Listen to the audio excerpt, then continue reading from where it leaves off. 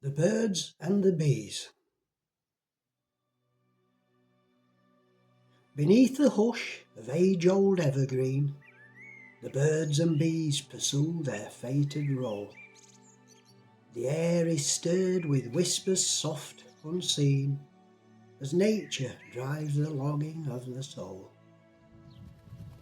The pigeon struts with feathers bold and wide, his chest a drum of pride and love's decree.